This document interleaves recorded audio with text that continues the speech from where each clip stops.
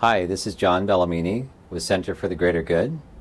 We are a proud sponsor of Rainmakers, and we are grateful to be able to share these stories with you.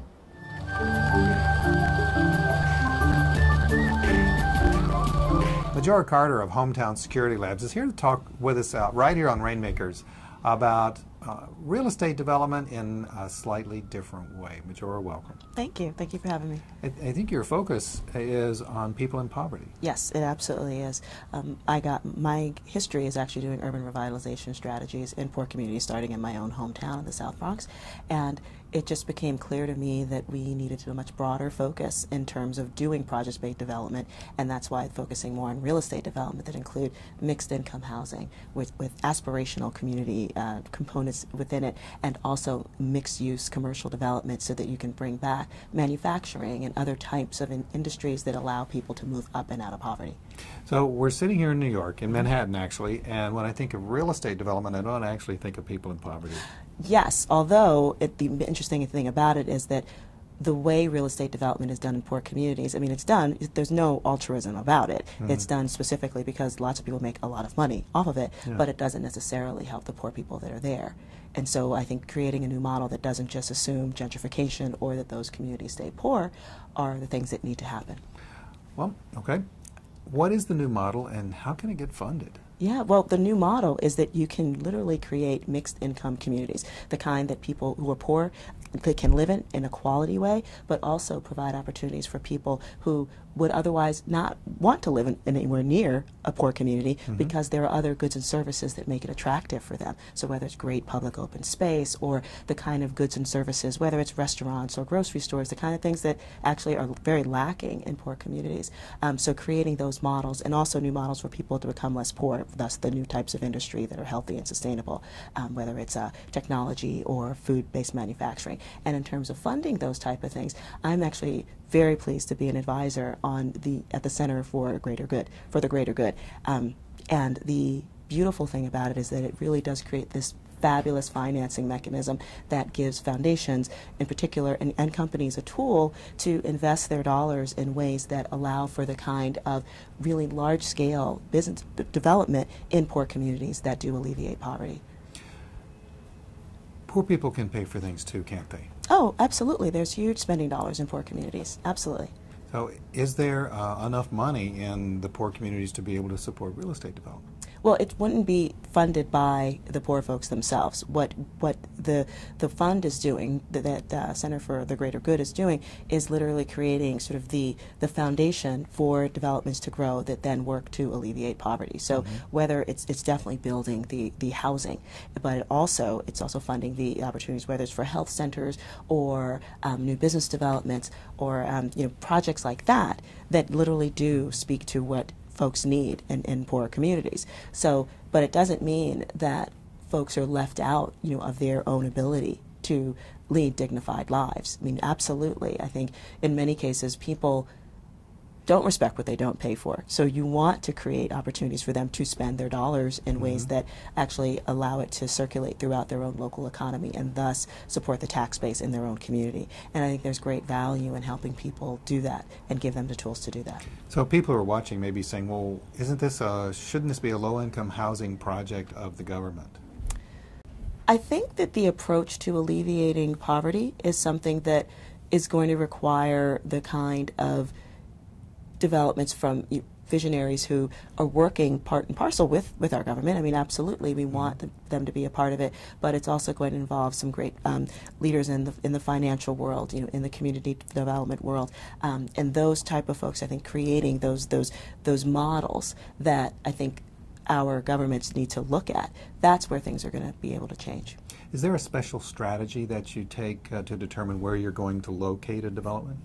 Yes, I've been working on project-based community developments for the past 15 years or so, and you really want to take a look at what are the assets in the local community and build around them. So, when you do that, you can so whether you look at an area in a post-industrial city that's near manufacturing and residential, or former manufacturing and residential areas, because we don't really have much manufacturing in our cities too much anymore.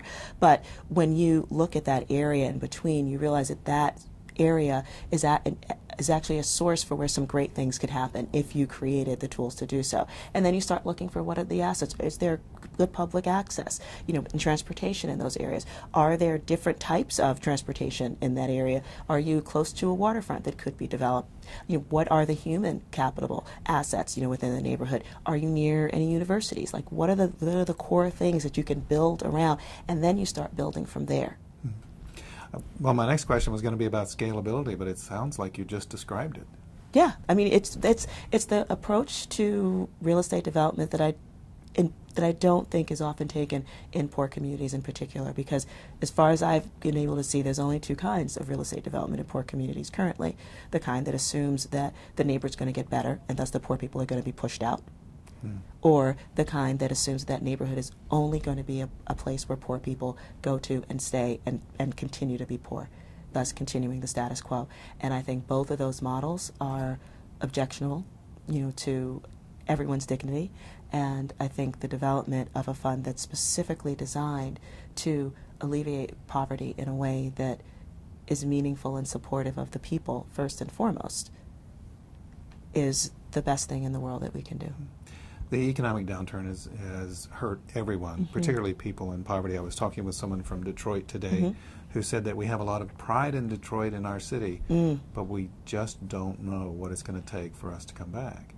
And that's a difficult thing to say.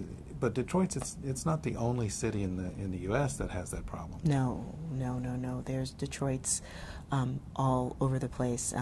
In many ways, are people who are struggling, trying to figure out what's their next new thing in terms of developing an economy that is actually going to help people move up and out of poverty, and also making good use of the assets that are there. Another piece that I love so much about the Center for a Greater Goods Fund is that they're also looking, because it is also an assets first look approach, where they're looking at, where developing a program called the community coordinators, where they're literally looking at what are, the assets on the ground, what are the community groups that are working there, what are they doing, how do you develop a strategy to sort of make sure that people have access to all those resources and then fill gaps, for them.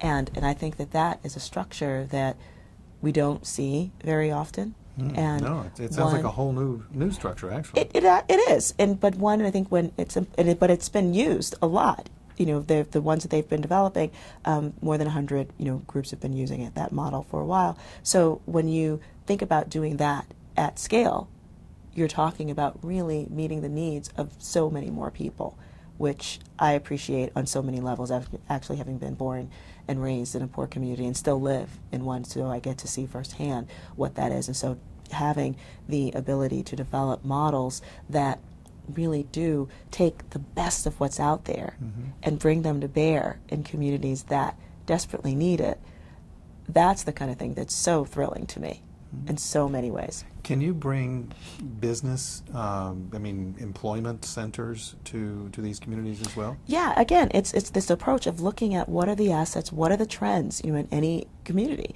and nationally as well. Like, for example, we know now that the technology sector is something that is growing in a huge, beautiful way. But we know that many of the folks that do technology in this country are looking overseas for people to participate in it, because we Americans actually aren't doing so well in STEM, science, technology, engineering, and math. And so developing opportunities for people to participate in that, so that we are preparing the future workforce, and whether they're going to a 4-year degree or just getting a certificate program, two very, very different things, and you need all of those things in order to participate in the future of technology, whether it's rapid prototyping or software design, or anything in the middle. You're creating new opportunities for this to happen. And we've got to start thinking in the short term for how do we help people participate in the long term. And that's what these kind of developments that can help us do. The reception from the people in poverty who you targeting is not exactly the word that I would use, but who you are involving in this project. Are they ready to go? Are they saying, Majora, we want to be there? Look, people in poverty have this sense of social exclusion. They just do. They feel very isolated and alone in a lot of ways, demoralized long before, Majora from, the block, who's Mrs. Carter's daughter, came to talk to them, and, but she got a chance to go to college, and maybe now she's coming back or whatever. But you have to meet people where they are and help them see and understand their hopes and dreams, but also their disappointments. And if you lived in a life of poverty and that's all that you know, when someone shows you something else, it's not going to be straight out of the box, unless for most people that doesn't happen. So you have to be with them for the long haul. You've got to give them reasons to dream. And so doing these types of project-based developments that really give people something else to focus on, that's the important part, because they've been told things are going to change forever, which is why you've got to show them. And that's how I approach my work. How will you know if this project works or not? I will know if this project works, one, when we develop the financing to actually do these projects. And that in and of itself is the kind of vote of confidence that shows that it can happen. And then having the support of all of the things that really do mean a lot to folks. Having community coordinators that are really there to serve the interests of the community. Having people recognize that they have, in fact, gotten skills and moved up and out of poverty. That they're seeing their own children move in ways, and actually develop the opportunities to move in ways so that they're living their own dreams.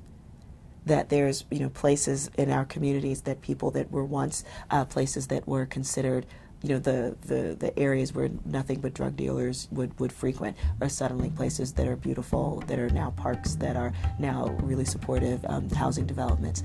Those type of things, those real tangible things, that's what I'm interested in seeing. Majora Carter, let's come back a year from now. Let's see how you're doing. Thank you. I'd love to. Thank you. Cool. Pleasure mine.